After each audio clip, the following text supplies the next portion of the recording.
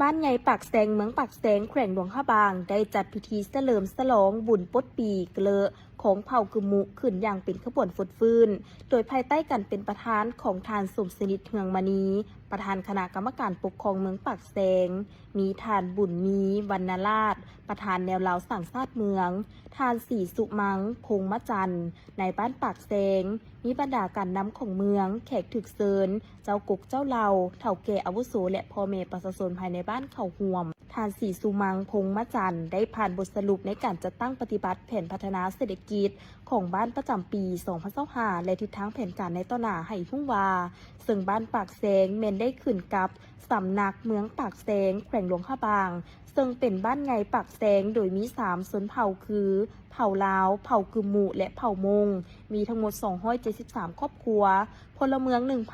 1,376 คนหญิง678คนเผ่าลาวมี611ครอบครัวเผ่ากึมมุ134ครอบครัวและเผ่ามงมี2ครอบครัวอาชีพต้นต่อของพ่อแม่ประชาชนภายในบ้านแม่นปลูกฝังเลี้ยงสัตว์จากนั้นทานวอนแก้วบุญประเสริฐพนักงานบำนาญอดีตรองประธานแนวเล้าสั่งซาดเมืองก็ได้ขึ้นเล่าประวัติความเป็นมาของงานบุญปดปีหรือบุญเกลอของเผ่ากึมมุในสมัยปู่ย่าตายายประวัติความเป็นมาของเผ่ากึมมุตั้งแต่ดึกดำบรรพ์มาถึงปัจจุบันแต่ละยุคแต่ละสมัยก็มีความแตกต่างกันในการจัดตั้งปฏิบัติที่ของประเพณีหุ้นปูเยื่อยาเยื่อคนเจ็ดศอกจักตอกจิตวาผาเข่าเก้าตังผ่านังเก้าสั้นตีกองขันเก้าศอกการนุ่งถือของเขาเจ้าในเวลานั้นเมนอาศัยนุ่งเปลือกไม้เซนทับหนังหยาบอาบน้ำหยางอาวุธหลาเนื้อมีหอกหลาวแหลมการปดปีเกลอการทำพิธีฮีดของแมนปฐมประทานอาหารการกินแมนประเภทสัตว์ป่าและเครื่องป่าของดงการประดับประดาแมนไส้ฟุตไม้หลายอย่างพาหนะหับไส้การดำรงชีวิตแมนมีผ้าคมเพชรขวานคมเพชรฟัน7 เดือน 7 ปีบ่หลับการสั่งบรรยากาศมวลซืนแมนเป่าปีเป่าคุยเป่าใบไม้ต่อยเลนเต๋การจะตั้งปฏิบัติฮิตของประเพณีปดเป๋อเกลอในระยะนั้นแมนกำหนดได้ดีอย่างจัดแจ้งเซนว่าเดือนเจียงดับเดือนมีออกใหม่หาเดือนมีดับแมนเผากึมมุปดปีเกลอพร้อมนั้นในพิธียังมอบไปย่องโยกของประธานคณะกรรมการปกครองเมืองให้บรรดาสหายที่ได้จัดตั้งปฏิบัติเคลื่อนไหวเวียกงานในระยะ1 ปีผ่านมาจากนั้นการนำขันเมืองแขกถึกเซินตลอดฮอดพ่อแม่ประชาชนภายในบ้านพร้อมการรับชมการฟ้อนแสดงศิลปะวรรณคดีของน้องน้อยนักเรียนประถมสมบูรณ์ปากแสงมอโสปากแสงและสหพันธ์แม่หญิงบ้านปากแสงและป่าศรีสุขวัญอวยพรปีใหม่อย่างเบิกบานม่วนซื่นพิธีดังกล่าวได้จัดขึ้นที่บริเวณเดินพระธาตุสามปางบ้านท่าสามปางเมืองสุขุมา โดยการเข้าร่วมของทานบุญคงพันวงศาประธานกวดกาผักแขวงพระอาจารย์มหาสุวรรณจันทราชประธานองค์การพุทธศาสนาสัมพันธ์ลาวแขวงทานนางวาสนาศิริมาประธานแนวลาวสั่งสัตว์แขวงปริญญาเอกคำไต่แก้วประเสริฐเลขาคณะบริหารงานผักเมืองสุขุมาทานอัมพลแสงพระจันทร์ห้องหัวหน้าแผนกวัฒนธรรมและการท่องเที่ยวแขวงพร้อมด้วยภาคส่วนที่เกี่ยวข้องเข้าร่วมในพิธีทานพรพิรุณโนรสินประธานคณะกรรมการปกครองเมืองสุขุมาได้ตั้งหน้าคณะรับผิดชอบจัดงานรายงานเกี่ยวกับความพร้อมในการจัดงานบุญนมัสการพระธาตุสามปางในปี 2026 จุดประสงค์ก็เพื่อเป็นการอนุรักษ์รักษาสถานวัตถุโบราณที่เป็นมิ่งขวัญของชาวเมืองสุขุมาให้มีความยืนยงสืบทอดฮอดทุนลูกหลานทั้งเป็นการโฆษณาและประชาสัมพันธ์ให้พระธาตุสามปางเป็นที่ฮู้จักของนักท่องเที่ยวทางภายในและต่างประเทศกลายเป็นแหล่งท่องเที่ยวทางประวัติศาสตร์เป็นบ่อนศึกษาค้นคว้าหำเฮียนทางประวัติศาสตร์ของผู้สตอกฮู้หำเฮียนเป็นสถานที่พึงทางด้านจิตใจเป็นสถานที่เสริมสร้างพลังสามัคคีอันแน่นแฟ้นของพ่อแม่ประชาชนจากนั้นปริญญาเอกคำไต่แก้วประเสริฐก็ได้มีคำเห็นกล่าวเปิดงานอย่างเป็นทางการว่าการจัดงานนมัสการพระธาตุสามปางปี 2026 นี้ถือเป็นการสร้างขบวนการยิ่งใหญ่คำนับหับต้อนกองประชุมใหญ่ครั้งที่ 12 ของศูนย์กลางภาคบันเลือกตั้งสภาประชาชนแห่งชาติสุดที่ 10 และสภาประชาชนแขวงสุดที่ 5 ที่จะได้จัดขึ้นในม.นี้ทั้งเป็นการแส ลิมฉลองและสมเสยวันสำคัญต่างๆของชาติของภาคบนจิตใจดึงดูดและสุขยูส่งเสริมเวียกงานท่องเที่ยวและส่งเสริมการอนุรักษ์รักษาศิลปะวัฒนธรรม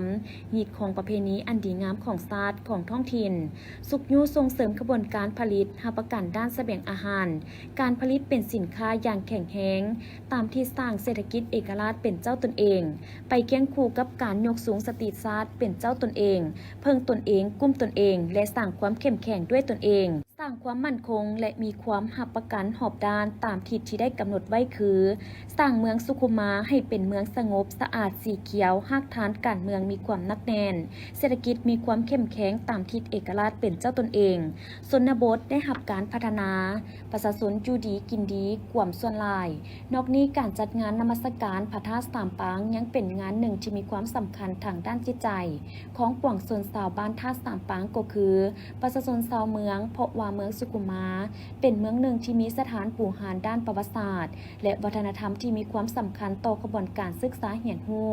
ของคนรุ่นหลังเพราะว่าเป็นสิ่งที่ยั่งถึงประวัติศาสตร์และการเติบใหญ่ขยายตัวของสังคมในสมัยนั้นๆพระธาตุสามปางที่เป็นสถานปูหานเก่าแก่และเป็นแหล่งท่องเที่ยวทางด้านวัฒนธรรมแห่งหนึ่งแล้วเมืองสุขุมายังมีสถานปูหานอีกหลายแห่ง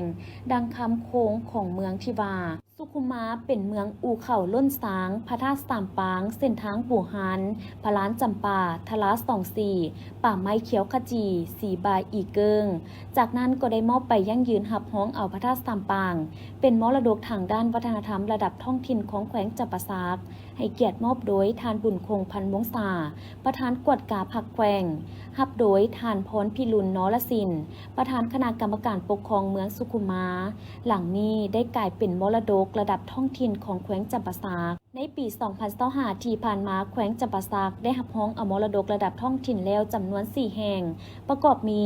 วัดจอมเพชรการแก๊สสลักหินบ้านดอนเคาะหอพิพิธภัณฑ์แขวงวัดบ้านงัวแดงและพระธาตุสามปางเป็นแห่งที่5ปัจจุบันทั่วแขวงได้รับห้องเอามรดกระดับท้องถิ่นแล้ว7แห่งซึ่งทั้งหมดเหล่านี้ได้กลายเป็นศูนย์บ่อนศึกษาเหียนฮู้เป็นบ่อนค้นคว้าหำเหียนด้านประวัติศาสตร์วัฒนธรรมประติมากรรมและอื่นๆกลายเป็นสถานที่ท่องเที่ยวแห่งหนึ่งของเมืองก็คือแขวงในการต้อนรับแขกทางภายในและต่างประเทศที่เข้ามาแขวงจำปาสักแขนงการท่องเที่ยวในสาธารณรัฐประชาธิปไตยประชาชนลาวปัจจุบันนับได้ว่าพร้อมขยายตัวอย่างกว้างขวางและได้รับความสนใจจากนักท่องเที่ยวเป็นจำนวนหลายล้านคน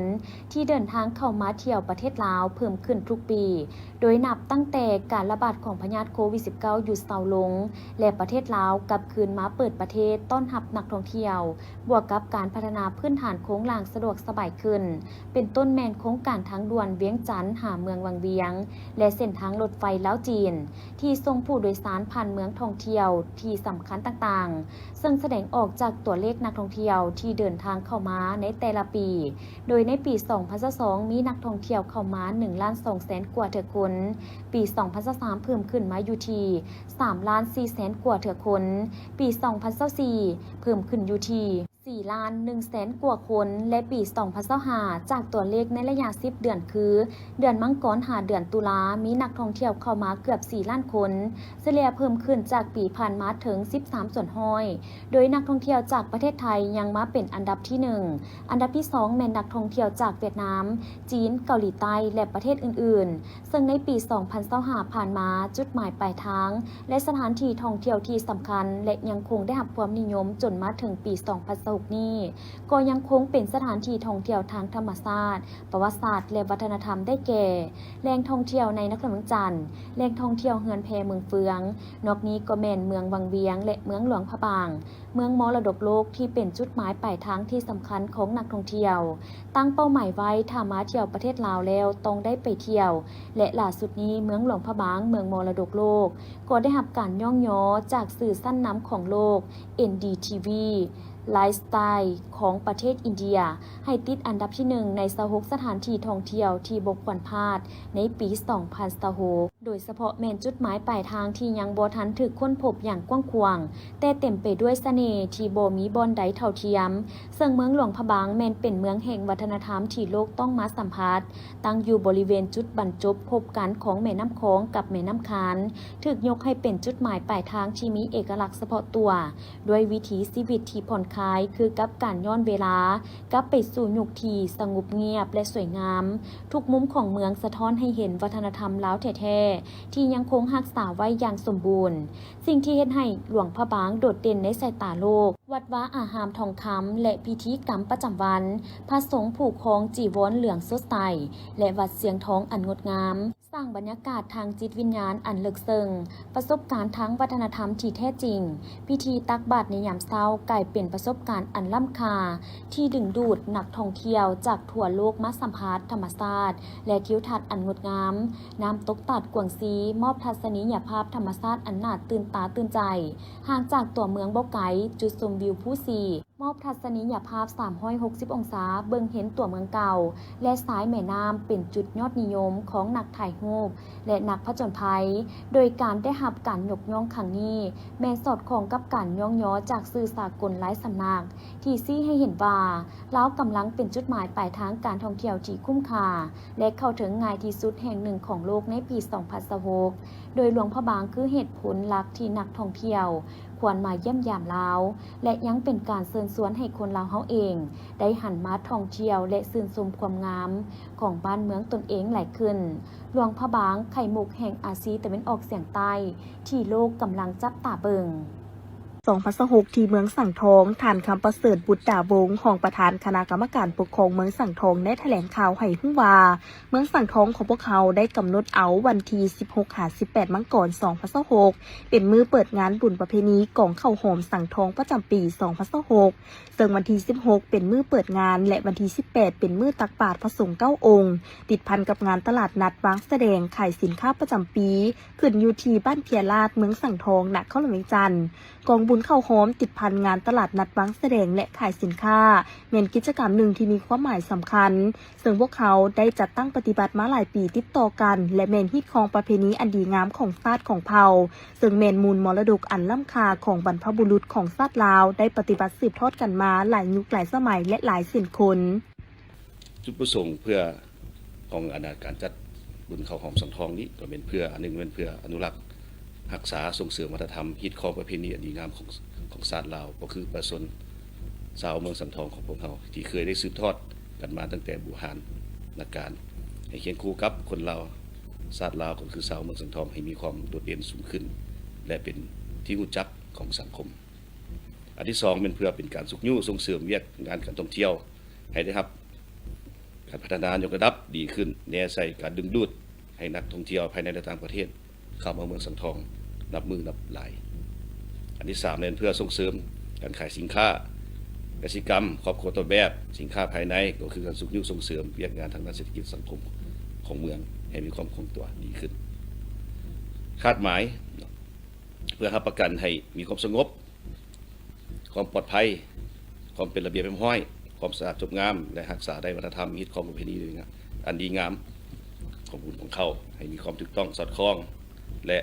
เคียงคู่กับคนลาวชาติลาวก็คือประชาชนลาวชาวเมืองสังทองตลอดไปการจัดงานบุญประเพณีของข้าวหอมสังทองปีนี้นอกจากพวกเขาจะได้เล่นใส่กิจกรรมทางด้านศาสนาที่เป็นฮิตของประเพณีอันดีงามแล้วพวกเขายังเล่นใส่เอาการดึงดูดนักท่องเที่ยวเข้ามาในงานให้หลายขึ้นเพื่อให้งานปีนี้มีสีสันและเป็นที่ประทับใจของนักท่องเที่ยวทั้งภายในและต่างประเทศฉะนั้นคณะพิชอบจัดงานพวกเขาก็ได้มีการห้างหากาเกี่ยมด้านความพร้อมต่างๆโดยเฉพาะแม่นการประดับประดาตกแต่งสถานที่จัดงานเป็นต้นแม่นการตกแต่งเอย่องของข้าวหอมสังทองจำนวน5กล่องเชียงนาเล่าเข้าร้านเข้าและอื่นๆที่เป็นเอกลักษณ์ของเมืองสังทองนอกนั้นก็ได้จัดสถานที่จอดรถที่กว้างขวางและเกี่ยมเวทีแสดงให้มีความงดงามซึ่งในปีนี้ก็จะมีหลายการแสดง และกิจกรรมเป็นต้นแม่นการแสดงศิลปะวรรณคดี ประกวดสาวข้าวหอม ประกวดอาหารพื้นบ้านและแข่งขันกีฬามวลชนในนั้นการแข่งขันกีฬามวลชนจะมีการแข่งขันกีฬารถชีพกระต้อวายเบตังและกีฬาอื่นพร้อมเดียวกันนั้นงานบุญพวกเขาก็จะได้จัดตลาดนัดขายสินค้ากสิกรรมสินค้าโอดอปและสินค้าทั่วไปอย่างหลวงหลายตลอดระยะ3 มื้อ 3 คืนเพื่อให้นักท่องเที่ยวเข้ามาเที่ยวงานได้เบิ่งได้ชิมอาหารได้แลกเปลี่ยนซื้อขายสินค้าจากประชาชนภายในเมืองสังทองของพวกเราในโอกาสเลิกงามยามดีข้าพเจ้าต่างหน้าคณะรับผิดชอบจัดงานขอเชิญชวนบรรดาท่านการนำภาครัฐพนักงานทหารตำรวจนักธุรกิจพ่อค้าสาวขายและพ่อแม่ประชาชนทั่วหน้าได้มาเที่ยวชมงานบุญประเพณีข้าวหอมสังทองพร้อมนี้ก็ขอเรียกร้องนำบรรดาท่านจงให้ความร่วมมือนำกันในการเป็นเจ้าภาพที่ดีเฮ็ดให้การจัดงานบุญของข้าวหอมสังทองในปีนี้ได้รับผลสำเร็จตามระดับคาดหมายรักษาได้ความสงบความสะอาดจบงามและวัฒนธรรมฮิตของประเพณีอันดีงามของชาติของเมืองสังทองของพวกเขาท้ายนี้ในนามต่างหน้าคณะรับผิดชอบจัดงานบุญประเพณีข้าวหอมสังทองขอไปไว้พรไซอันประเสริฐไว้ยังบรรดาท่านจงมีสุขภาพแข็งแรงมีผลสำเร็จในหน้าที่การงานมีความสุขส่วนตัวและครอบครัวขอขอบใจโอกาสเดียวกันถัดคำประเสริฐบุตรดาวงศ์ก็ได้ขอเชิญชวนบรรดาการนำผักลัดพนักงานทหารตำรวจพ่อค้าสาวขายและประชาชนทุกทั่วหน้าได้มาเที่ยวชมบุญประเพณีบุญกองข้าวหอมสังทองพร้อมนี้ทานยังเฮ็ดข้องน้ำบรรดาทานจงได้มีส่วนร่วมน้ำกันในการเป็นเจ้าภาพที่ดีเฮ็ดให้การจัดงานบุญประเพณีกองข้าวหอมสังทองในปีนี้ได้รับผลสำเร็จตามระดับคาดหมายรักษาความสงบคือความสะอาดจุกงามและวัฒนธรรมฮิตของประเพณีอันดีงามองค์การปกครองนครหลวงจันทร์ได้จัดงานพบปะอวยพรส่งท้ายปีเก่า 2025 และต้อนรับปีใหม่สากล 2026 ขึ้นในค่ำคืนของวันที่ 31 ธันวาคม 2025 อยู่ที่ห้องว่าการนครหลวงจันทร์โดยมีทานอนุภาพตุลาลมเลขาคณะภาคประธานสภาประชาชนนครหลวงจันทร์ทานอัศพังทองศรีพันดรเจ้าของนครหลวงจันทร์มีบรรดาทูตตันทูตและแขกถึกเชิญเข้าร่วมในท่ามกลางบรรยากาศที่ป่วงโซนลาวชาวนครหลวงจันทร์ก็พวมเฉลิมฉลองต้อนรับปีใหม่ด้วยความเบิกบานม่วนซื่นในพิธีทานอัศพังทองศรีพันดรได้กล่าวว่าก่อนอื่นข้าพเจ้าต่างหน้าคณะภาคคณะนำองค์การปกครองนครหลวงจันทร์มีความยินดีและปิติสมชื่นเป็นอย่างยิ่งที่ได้ต้อนรับบรรดาทานเข้าสู่งานพบปะในค่ำคืนมื้อนี้ซึ่งเป็นงานพบปะสังสรรค์สามัคคีร่วมกันเพื่อเป็นอีกหนึ่งกิจกรรมสมเสยผลสำเร็จการปฏิบัติหน้าที่เวียกงานของแต่ละภาคส่วนในตลอดระยะ1 ปีผ่านมาซึ่งตลอดระยะผ่านมาการนำของนครหลวงจันทร์พร้อมด้วยประชาชนบรรดาเผ่าชาวนครหลวงจันทร์ได้มีความภาคภูมิใจกระตือรือร้นได้ร่วมเป็นจิตหนึ่งใจเดียวกันพร้อมเพียงกันเฮ็ดเวียกอย่างห้าวหันสุ่มใส่บรรดาเวียกงานที่สำคัญของภาครัฐขันเทิงที่ได้มอบหมายให้เนื่องจากว่าปี 2025 แม่นปีที่มีหลายเหตุการณ์สำคัญของชาติโดยเฉพาะขบวนการเฉลิมฉลอง3 วันประวัติศาสตร์วันชาติที่ 2 ธันวาคม50 ปีและวันเกิดประธานไก่สอนพระวิหารครบรอบ105 ปีซึ่งก็มีหลายกิจกรรมปิ่นอ้อมโดยรวมแม่นพวกเขามีความสำเร็จอย่างตั้งนานและพ้นเด่นที่สุดท่านเจ้าของเก่าอีกว่า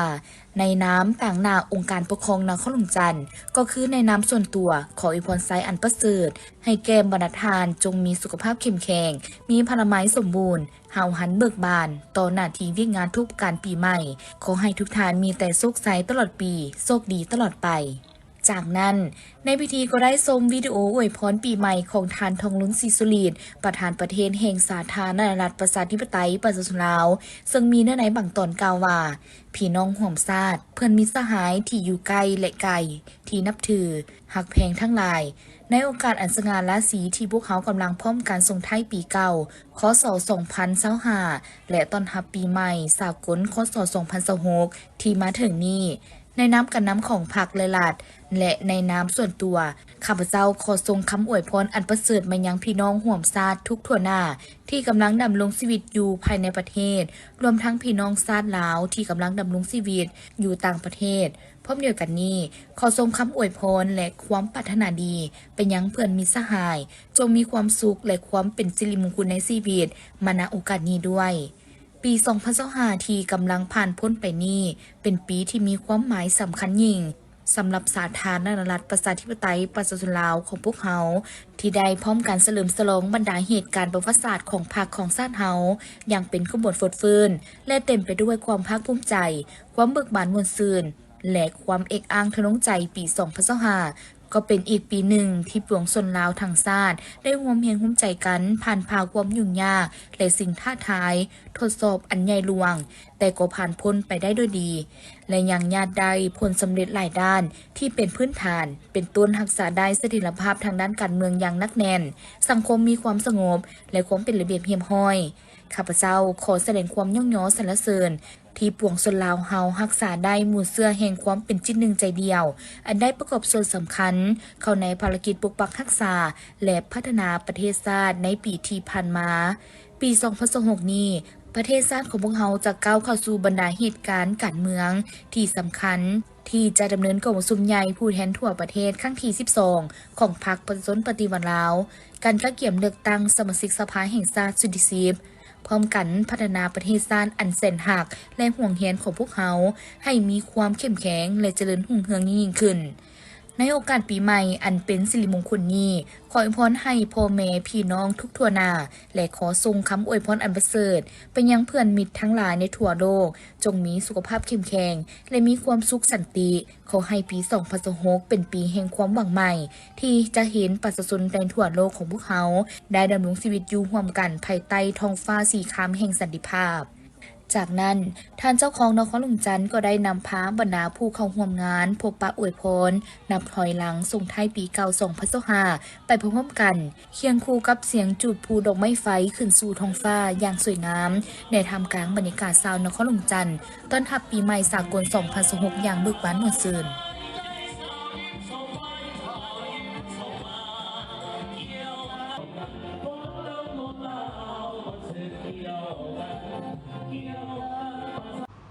ในวันที่2 มังกร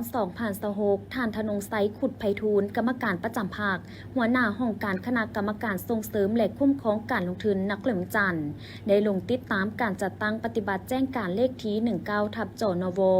ลงวันที่6 พฤศจิกายน 2025เกี่ยวกับการเพิ่มทวีความรับผิดชอบในการเข้าร่วมกระบวนการเฮ็ดเวียกงานป้องกันเวรยามอนามัยประดับประดาและติดป้ายค้ำขวัญเพื่อคำนับหับต้นวันสำคัญของชาติของภาคและคำสั่งฉบับเลขที่ 03 จนวลงวันที่ 31 ธันวาคม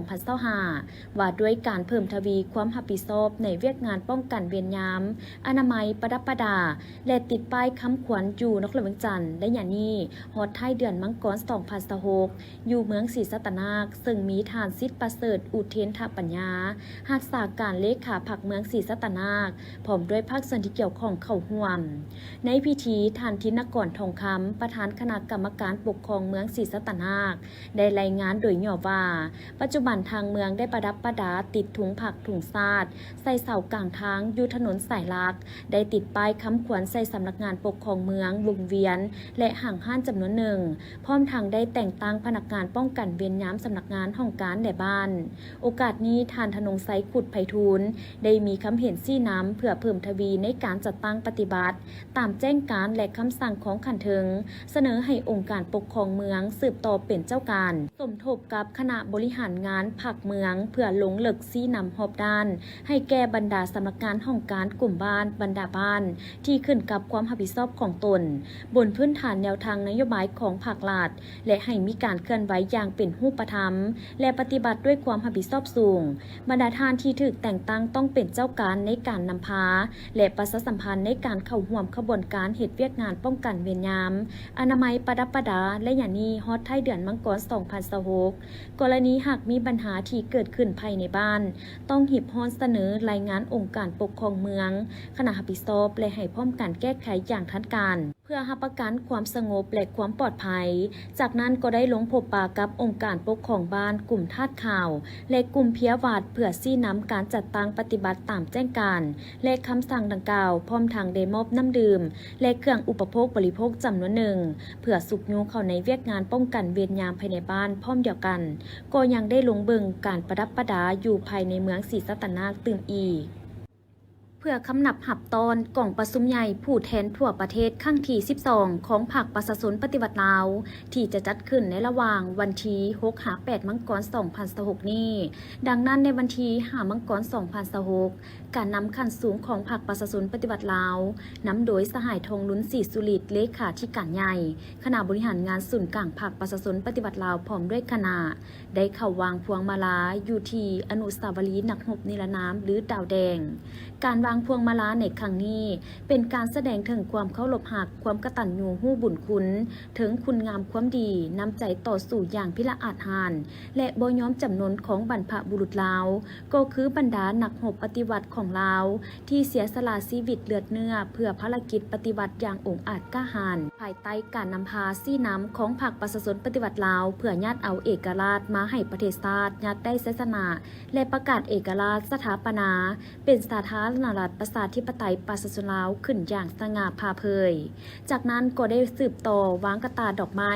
ต่อหน้ารูปปั้นประธานไก่สอนพรหมวิหารอยู่ที่หอพิพิธภัณฑ์ไก่สอนพรหมวิหารเพื่อเป็นการระลึกถึงคุณงามความดีและแสดงถึงความกตัญญูรู้บุญคุณของประธานไก่สอนพรหมวิหารผู้นำที่แสนเคารพรักของปวงชนลาวทั้งชาติซึ่งตลอดระยะครึ่งศตวรรษประธานไก่สอนพรหมวิหารได้อุทิศสติปัญญากำลังวังษาให้แก่ภารกิจต่อสู้ปลดปล่อยชาติก็คือภารกิจปกปักรักษาและสร้างสาประเทศชาตินำพาการปฏิวัติของประชาชนลาวเฮาก้าวขึ้นจากไสสนะนี้สู่ไสสนะใหม่ที่ยิ่งใหญ่กว่าเก่าชื่อเสียงเฮียงน้ำคุณงามความดีวีรกรรมอันล้ำค่าของประธานไก่สอนพรหมวิหารได้กลายเป็นสัญลักษณ์แห่งการเต้าโฮมความสามัคคีเป็นเอกภาพในทุกสั้นคนทุกชนเผ่าและบรรดาประชาชาติที่หักหอมสันติภาพทั่วโลกเจ้าท่านผู้ชมต่อจากเพื่อการดังกล่าวและข่าวนี้จะพาท่านผู้ชมมาติดตามกล่องประชุมใหญ่ผู้แทนทั่วประเทศครั้งที่ 12 ของพรรคประชาชนปฏิวัติลาวจะได้ไขขึ้นอย่างเป็นทางการในวันที่6-8 มังกร 2026 ที่นครหลวงเวียงจันทร์ซึ่งกล่องประชุมครั้งนี้จะได้ค้นคว้าพิจารณาและรับรองเอา 4 เอกสารสำคัญพร้อมทั้งดำเนินการเลือกตั้งเอาคณะบริหารงานศูนย์กลางพรรคสมัยที่ 12สหายกีแก้วไข่คำพิทูลกรรมการกรมการเมืองศูนย์กลางพรรคหัวหน้ากองเลขากองประชุมใหญ่ผู้แทนทั่วประเทศครั้งที่ 12 ของพรรคประชาชนปฏิวัติลาวได้แถลงข่าวในวันที่ 4 มังกร 2026 ที่นครหลวงเวียงจันทร์ให้รู้ว่าข้าพเจ้าขออนุญาตตั้งหน้าให้กองเลขากองประชุมใหญ่ผู้แทนทั่วประเทศครั้งที่ 12 ของพรรคประชาชนปฏิวัติลาวแจ้งมายังทั่วพรรคทั่วรัฐทั่วกำลังประกอบอาวุธและทั่วปวงชนลาวทั้งชาติพร้อมด้วยประเทศเพื่อนมิตรใกล้ไกลทราบทั่วถึงกันว่าโดยปฏิบัติตามกฎระเบียบของพรรคกองประชุมใหญ่ผู้แทนทั่วประเทศครั้งที่ 12 ของพรรคประชาชนปฏิวัติลาวจะได้เปิดขึ้นอย่างเป็นทางการในวันที่ 6 มังกร 2026 และจะได้ดำเนินไปจนถึงวันที่ 8 มังกร 2026 ใช้เวลา 3 วันเต็มที่นครหลวงเวียงจันทร์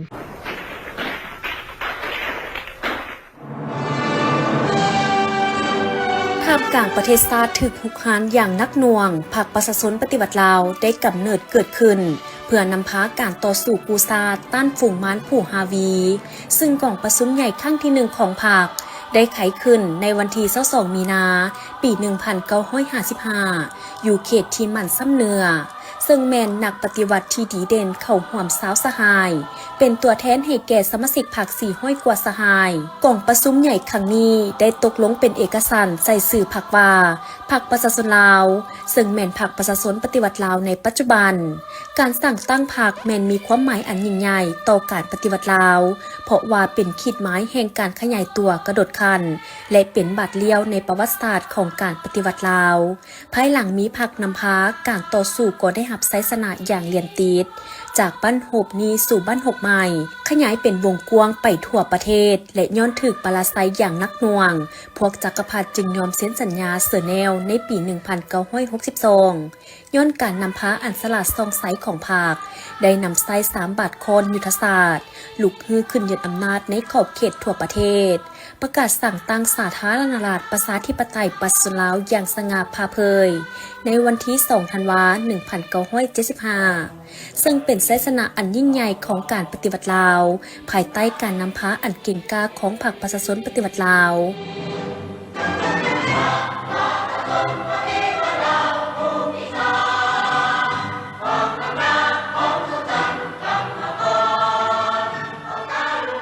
ายหลังประเทศชาติได้รับการปลดปล่อยพรรคเฮาได้แบกหาบภารกิจอันหนักหน่วงแห่งการปกปักรักษา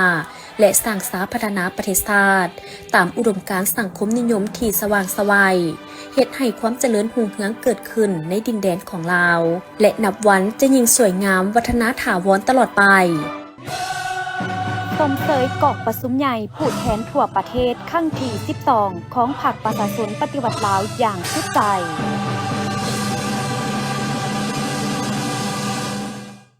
จ้าท่านผู้ชมและข่าวต่อไปนี้จะนำท่านผู้ชมมาติดตามกันที่พิธีประกาศบ้านผลต้องจอมนี้เป็นบ้านพัฒนาด้านแรงงานและสวัสดิการสังคมของเมืองจันทบุรีนครหลวงจันทร์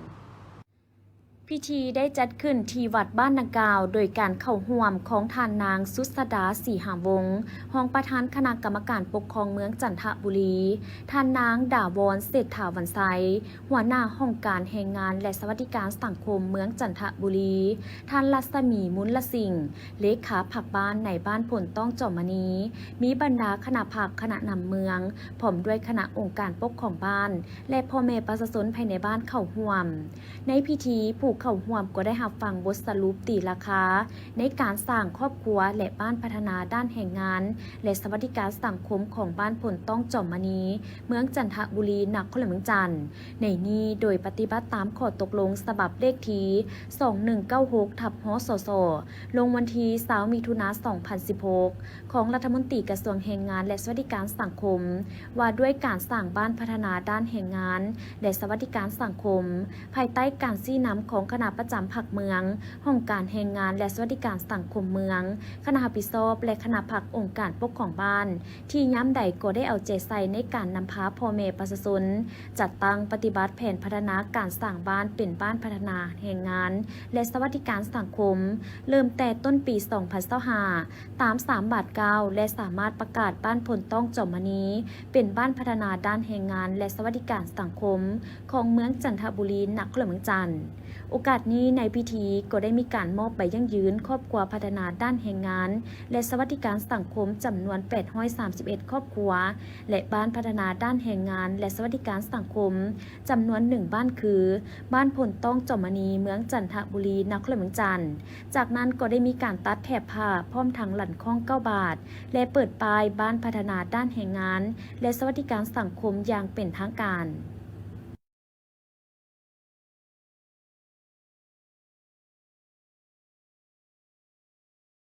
เจ้าท่านผู้ชมที่เคารพและข่าวนี้จะพาท่านผู้ชมมาติดตามกองบัญชาการทหารเมืองหาดไซฟองนครหลวงจันทร์ประกาศบ้านดงพ้นเฮบ้านทินโตมและบ้านป่าว่า